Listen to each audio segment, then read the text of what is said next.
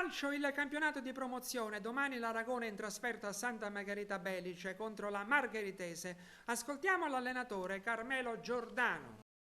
Mister Giordano, ci siamo, ultime 3 gare di campionato, domenica la sfida in trasferta contro la Margheritese, in palio punti per la promozione in eccellenza. Che partita servirà per portare a casa l'intera posta in palio?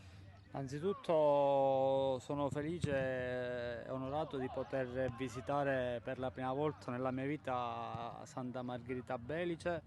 Sono cresciuto con il sentir parlare sempre di questa valle del Belice, del terremoto, della ricostruzione, quindi per quello che sono riusciti a costruire negli anni gli va dato merito, che sicuramente è un paese all'avanguardia.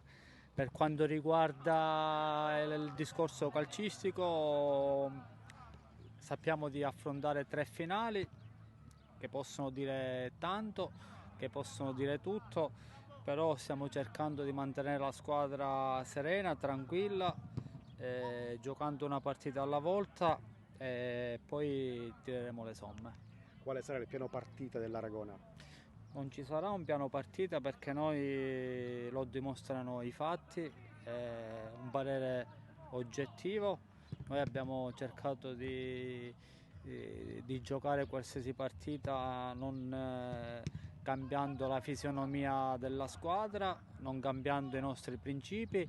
Sappiamo che incontriamo una squadra ben allenata, non vorrei dire un'eresia, ma forse Peppe Geraldi è l'unico del girone A che ha il patentino da professionista, quindi significa che vai ad affrontare un collega che ha avuto degli interlocutori nella propria carriera importanti, anche perché il suo percorso calcistico da ex calciatore lo dice, quindi anche io sono onorato di poterlo riconfrontare e riconfrontarmi con lui per la seconda volta. Già nella partita d'andata la Margheritese è una squadra che mi ha destato ottima impressione, una squadra che gioca un calcio speculare, uomo contro uomo, una squadra ben messa in campo che ha fatto un ottimo campionato, però noi abbiamo solo un risultato, le motivazioni sono altissime perché ovviamente ci giochiamo tanto e quindi questo alla lunga potrebbe fare la differenza.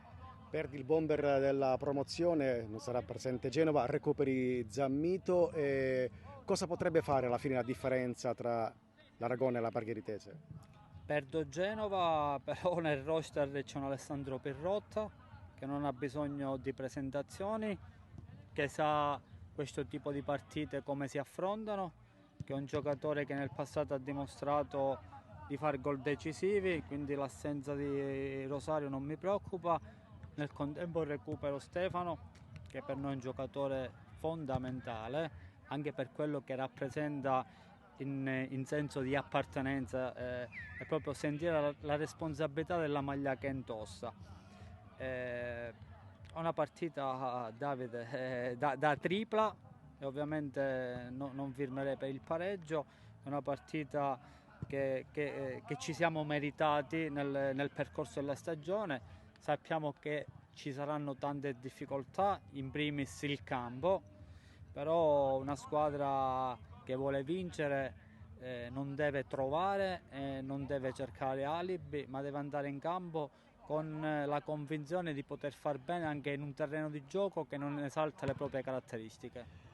Anche domenica la squadra non sarà da sola, ma sarà supportata da tantissimi tifosi pronti a partire da Aragona.